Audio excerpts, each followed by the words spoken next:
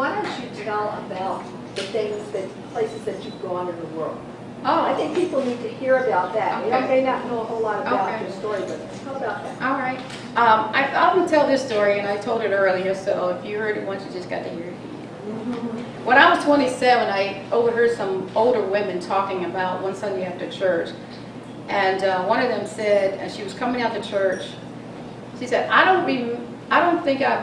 well, actually what she said, I have not done anything in this world except had a bunch of children. She said, I don't even think I was ever in love. I was 27. And I remember thinking, when I turned 50, they were in their 50s. I said, I don't want to, only have that to say. I want to have more to say about life. So I wrote down my goals. And what I wrote, I said, God, because I serve you, the master. I said, I want to marry a good man. I said, I want to make millions. I want a mansion, I want to drive a Mercedes, and I want a maid. So all those M words, right? So, and I said I want to do it by the time I'm 50, because they were 50. And of course, we all had these bucket lists, right? Those are just few. And I also said I want to sail 7 seas, visit 7 wonders of the world, and go to all 7 continents. So by the time I turned 51, I had done all those things. Wow. So I also encourage you to set your goals. So I have a new bucket list now. So on my website, in about 10 days, you're going to be able to go on there. You're going to see my list of 100 things to do before you die. Don't be afraid to do this. One of the other things that I didn't put on there is to write your obituary. I did that when I was at 27 as well. Because when you die, they only have 7 days to write about you. And they may find some old article.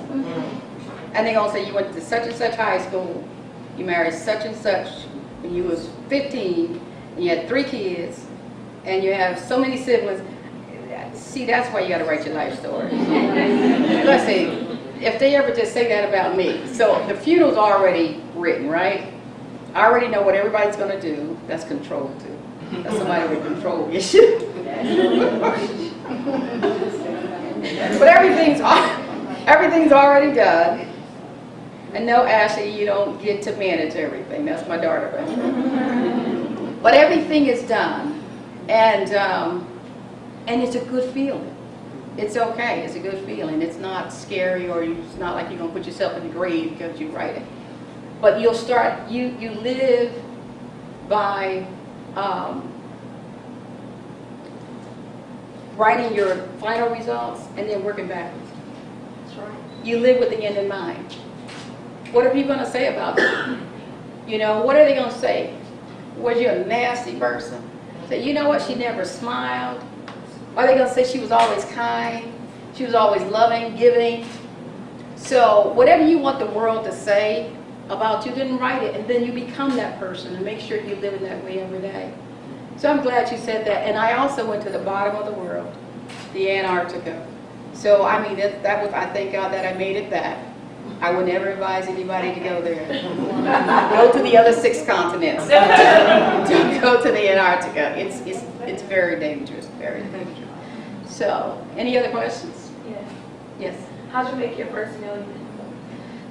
I told my husband a whole bunch of stuff. Okay, the way we made our first million, I met my husband in a grocery store. Ladies, single ladies, all the single ladies. I met him in a grocery store. Yes. I was looking at the vegetables, and he said, and he's not here because he's on the farm, by the way. He said he knew I was not from here because I took a lot of time to look at the vegetables. So when you get into vegetable aisle, you got to do like this. Squeeze a little bit, gently. Now, don't y'all minds go there, because I'm talking about the vegetables. I wasn't trying to give a signal. So, And he was watching me and I didn't know it. And so when I picked up the watermelon, there was a, it was already cut and wrapped in saran, so I couldn't see it. I couldn't smell it. And you can tell if a watermelon is sweet just by the smell. And this is so ironic because we're growing like 5 acres of watermelon right now. So but he came up to me. He said, "Go ahead and buy it. It's sweet." I'm like, "Yeah, right. How do you know?" He told a lie that he was from Georgia. He is, but he didn't know anything about watermelons or anything.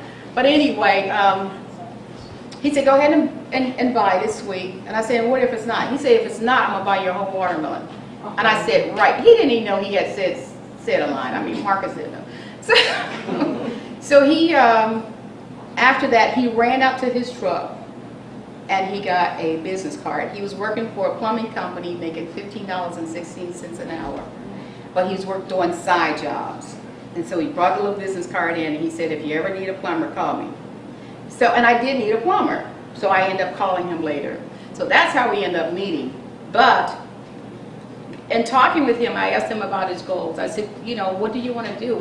What's your goals in life?" He said, "I want to own my own company." I said, "Oh, good, I can help you do that." And he said, so I asked him, "How much do you want to make?" I think he was making about $28,000 or something back then. And he said, "About 60,000. I said, "60,000? He said, "Okay, 40,000. I said, "No, don't go down." Go up, buddy. And so, long story short,